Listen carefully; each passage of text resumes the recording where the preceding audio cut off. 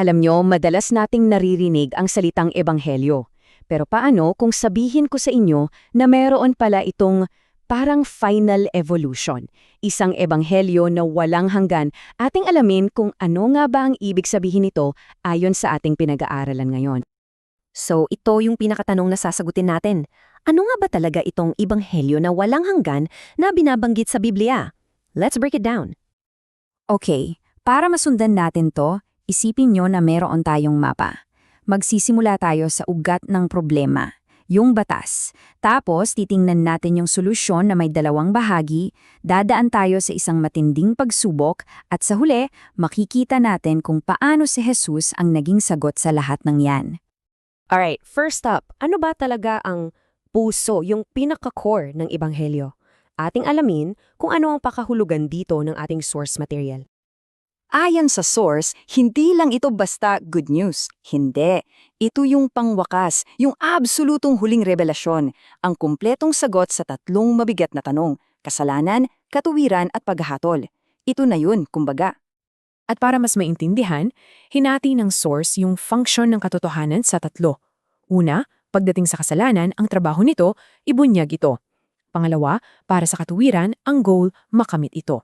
At pangatlo, para sa paghatol, anong gusto nating gawin? Siyempre, iwasan ito. So tandaan nyo, reveal, attain, avoid. Simple, di ba? Okay, so para maintindihan natin yung solusyon, kailangan muna nating balikan yung problema. At dito, ayon sa source, nagsisimula ang lahat sa kautusan. Ito yung unang stage, yung kautusan mula sa lumang tipan. At linawin natin ayon sa source, ang papel nito ay hindi para magligtas, hindi.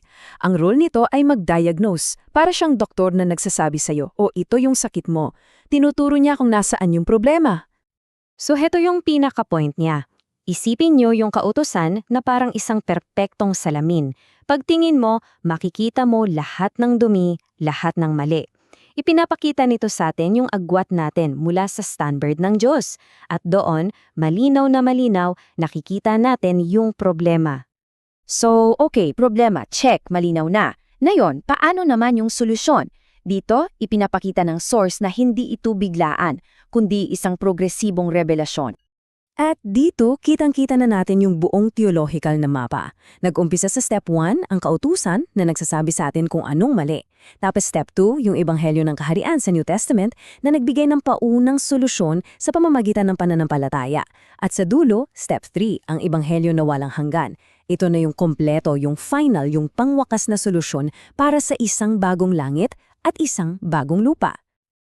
Okay, ngayon, papasok tayo sa isa sa mga pinaka-interesting na bahagi ng source, yung direktang paghaharap, pagbabanggaan, kumbaga, ng mga utos ng Diyos at ng mga tukso sa ilang.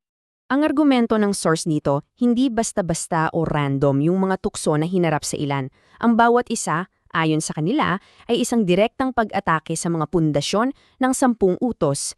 Tingnan nyo tong paghahambing. Dito sa una, tingnan nyo yung laban.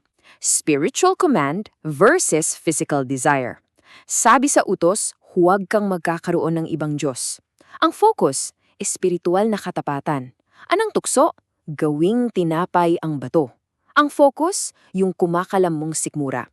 So yun yung ultimate conflict. Susundin mo ba ang Diyos o ang pangangailangan ng iyong katawan? Sa pangalawa naman, grabe yung offer. True worship versus worldly power.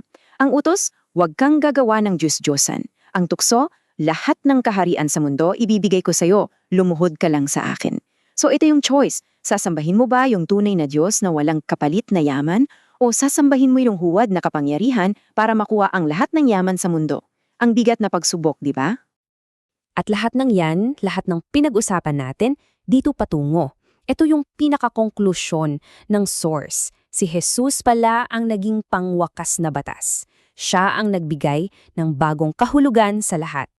So una, alalahanin muna natin ano ba yung pinakautos sa lumang tipan. Simple lang, ibigin mo ang Panginoong mong Diyos, Jehovah. Tapos, dito na nangyayari yung napakalaking pagbabago. Yung game changer ka nga. Ipinapakita ng source yung parehong-parehong utos, pero this time, ang pangalang Jehovah ay direktang pinalitan ng Jesus.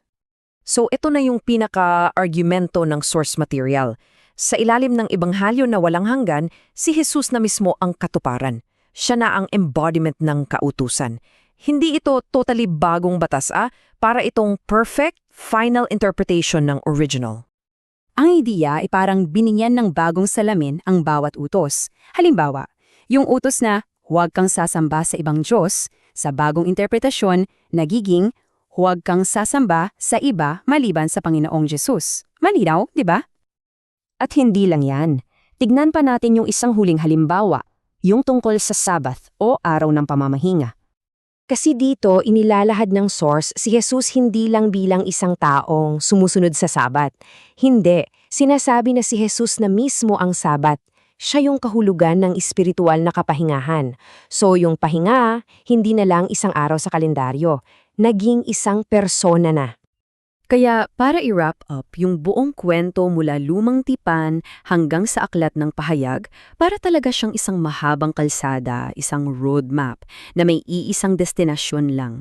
At ang destinasyong yun ay si Jesus bilang katuparan ng lahat ng nauna sa kanya. Kaya iiwan namin kayo sa kaisipang ito. Ito na siguro ang pinakamalaking implikasyon ng lahat ng ating tinalakay. Kung ang ebanghelyo ay walang hanggan at nakita na natin ang pangwakas na anyo nito, ano kaya ang ibig sabihin nun para sa ating hinaharap?